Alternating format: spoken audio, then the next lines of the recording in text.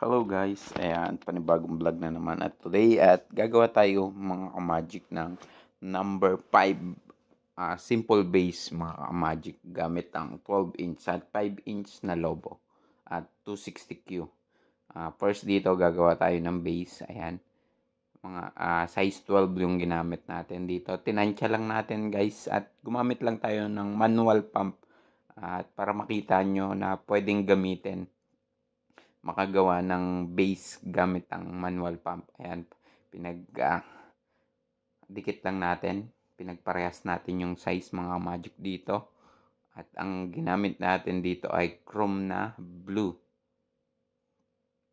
Ayan. Ayan yung chrome.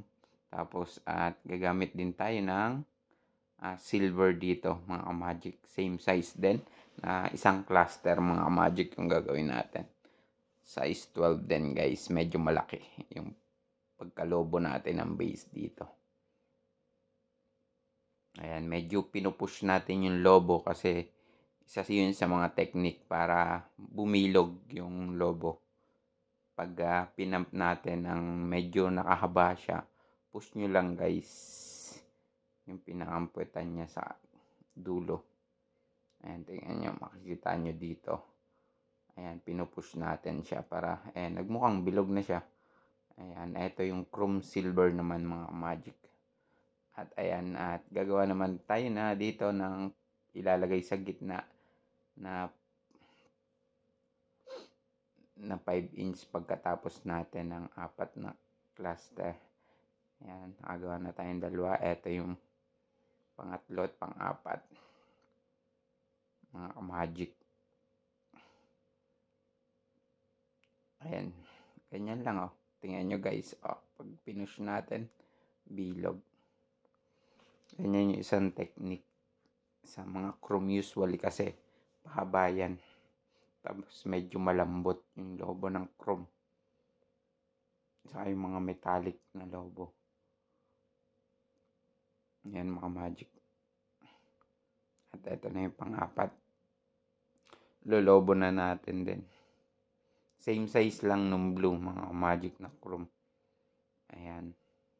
At ito kaya nyo rin gawin kahit ayan, sa mga birthday sa bahay. Ayan, pwede nyo gawin to. Ayan, at tingnan nyo guys, oh, napakaganda nung chrome na silver saka yung blue. Ayan, pinagsama natin, pinag-cluster at pagdidikitin natin ganyan. Tapos yung sa gitna, para magdikit siya at wala siyang parang magpantay siya, lalagyan natin ng 5 inch na black. Kasi yung lalaki yung kulay ng balloon na gagawin natin. Parang superhero team. Ayan mga magic. Size 4 lang mga magic. Ayan. Size 4 yung ginamit. Ayan, pinagdikit natin din. Para pareha siya. Tapos papagtali lang natin. Mga magic. Napakadali kahit kayo sa bahay. Ayan, magagawa nyo yan. Ganyan yung isang technique natin sa paggagawa ng lobo. Gamit lang yung pump natin na balloon pump. Hand pump. Hindi tayo gumamit ng electric dito. Ayan, eto bubuuin na natin guys. Yung tatlong cluster, yung dalawang 12-inch sa 4-inch. Gamit ang pantali natin 260Q.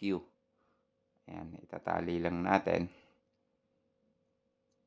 ng ganyan. Tapos ilalagay natin sa gitna yung ayan, black. Ayan, ganyan, naka-opposite side siya sa pagitan. Ayan, tapos ipapalaman natin yung black. Ayan, ganyan. Mga magic, oh, di ba? Nawala yung space, tapos pantay na siya. Oh, tapos yan yung magiging patungan ng number foil balloon natin. Ayan, ganyan na yung square na siya mga magic. At pwede nyo nang dikitan ng mga sticker, kung ano-anong design, at nasa sa inyo yan mga magic. At tingnan nyo yung kinalabsan. Di ba napakaganda? Ayan, oh. Tinali natin doon, gumamit tayong 260Q, tapos inikot natin pababa. May talian kasi yung, tapos eto, ilalagay din natin yung happy birthday foil balloon natin. At dito gumamit ako ng helium nga pala. Kasi dapat plano ko dito sa baba ilalagay, pero wala masyado space at hindi maganda tingnan. Kaya ang ginamit ko, tinanggal ko yung normal air, pinalitan ko ng helium para lumutang sa ibabaw yung happy birthday. Ayan mga ka-magic, eto. Ayan, nakalagay na. Diba? Ayan, helium yun, hindi normal air mga magic. Tapos, ayan, yung number 5, ayan, nakalagay doon yung silver. Pinalitan natin yung gold na nakalagay para mag-match. Mas gumanda siya, pang boys talaga yung kulay. Tapos, itong number 5 dito sa may pag-arch. Yan, nagawa tayo ng bilog-bilog dito. Itatali natin to dito sa likod. Sa may pa-arco ng 5. Doon natin. Tapos, gagawa rin tayo dito ng ribbon para idikit. Tapos nilagyan natin ng star dito. Ayan, ganyan guys. Tapos yung meron din siyang water base nga pala dun sa ilalim. Water base yung nilagay natin dyan. Naglagay lang tayong water base para tumayo yan. Kasi pag walang water base yan, hindi tatayo. Ayan mga magic. Ayan, gumawa tayong long balloon dito. Tapos popold natin ng parang ribbon. Ayan guys, tingnan nyo. Ipofold natin, pinagpantay. Tapos, ayan, pinilipit. Tapos, pinilipit ulit. Ayan, ribbon na. Ganun lang kadali mga magic. Tapos, para mag-lock yan, gagawa lang tayo ng magkabilang bilog. Ayan, ganyan. Isa sa harap, isa sa likod para hindi siya mag-move. Ayan, yun yung pinaka-lock niya. Ayan guys, nag-lock na siya. Pero lalagay pa natin din sa likod para sila na mag-lock. Yung isang technique mga magic. Dalawang bilog yung ilalagay na. Ayan, at yan yung kakalabsan niya mga magic. Ganito. Ayan, may ayos nyo ng maayos kasi may pinakang lock na siya. Ayan, may idikit na natin. Tapos tinanggal lang natin tong mahaba. Nilock natin. Tapos kinupit lang para wala siyang sobra.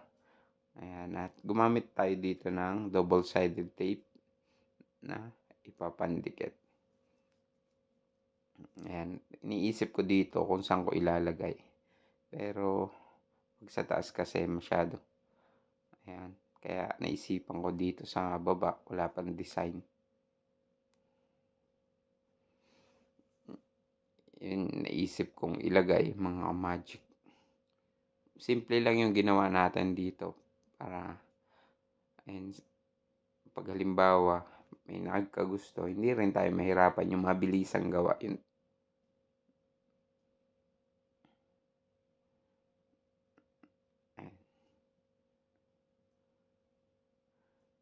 Ayan, ilalagay natin dito. Gumawa tayo ng bilog-bilog para ilagay dito sa number 5. Yun kasi naisip ko na pwede nating i-design dito. Ayan, ganyan lang yung paggagawa niyan guys. Kung nagtatanong yung nakalagay doon sa pagitan ng blue, light blue at blue, dark blue. Ayan, ganyan lang yun. Tapos itatali nyo sa likod mga magic para mag-lock siya. Kailangan hindi mo siya bitawan para hindi siya bumalik. Ayan, tapos itatali na sa likod para nakalock na siya. Ayan, mga magic. Ganun lang kasimple. Tapos lalagay na natin to. Gagamit tayo ng double-sided tape mga magic para dumikit siya. At naisipan natin dito sa ilalim para makita pa rin yung bilog.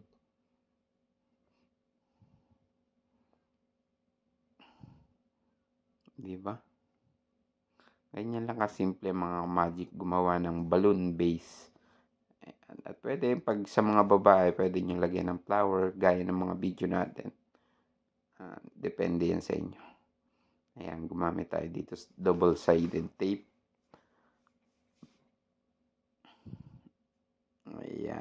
Ganyan lang kasimple yung paggagawa ng lobo na may base, mga magic. Yung mga bouquet, ayan. Diyan na yan, tinaisipan ilagay para hindi maharangan yung ibang design. At ayan, nagdagdag tayong star. Double-sided yun yung ginamit natin. At ayan, para magka-design siya. Ito simple lang, yung hindi natin pinakaramihan yung nilagay ko. Pero kung kayong gagawa, pwede nyo damihan niya kung ano ng design. Pwede nyo ilagay mga character, ayan, pangalan, na sticker. Pwede nyo gawin yon, mga ka-magic. Ako kasi simple lang yung gusto kong mangyari dito na design. Hindi yung complicated. At para ring kaya nyo gawin sa bahay, mga ka-magic, yung ginawa natin dito. Ito yung konting tips. At ito naman yung 5 inch. Ganito lang, mga magic. Ilalagay lang natin dito yung 5 inch na block sa mga spacing niya para may konting design, para may konting maliliit na lobo rin. Ayan, ganyan lang, pipilipitin yung 5 inch, tapos pagkakabitin, hinati ko sa dalawa yung isa. Ayan, tapos ayun na, para matakpan lang yung mga ibang space. Ayan yung kasi meron dun yung pinagtalian. Nilagyan natin na ito para medyo matabunan siya. Ayan. At gumamit din tayo dito ng blue na chrome at silver. Ayan, 5 inch na silver. Ayan. Tapos hinati lang natin, pinilipit. Tapos nagpampuli tayo ng isa. Ganun lang kasimple yung maglagay ng mga gantong style. Ayan. Hindi puputok yan, guys. Kaya huwag nyo lang ayan, ganyan lang. Tapos huwag nyo pakatali. Ayan. Tapos papagsamahin. Ganun lang kasimple, mga magic, yung paggagawa ng 5 inch. Tapos para makatipid din. Pwede nyo single, pero eto mas tipid to. Ayan, hanap natin ang pwesto. Tapos didikit na natin gamit yung dot tape na double-sided. Ganyan kasimple, mga magic yung ginawa natin. Kaya kayang-kaya nyo gawin sa bahay, mga magic. At eto, ipapakita ko sa inyo yung kinalabasan ng ating design, mga magic, na number 5, red and silver and blue combination, mga magic, na ginawa natin. Tinignan ko to kung dark ay magmamatch. Parang hindi siya bagay. Kaya ang ginawa ko dito yung chrome din, mga magic, ang nilagay natin. Ayan, nadikit na natin to.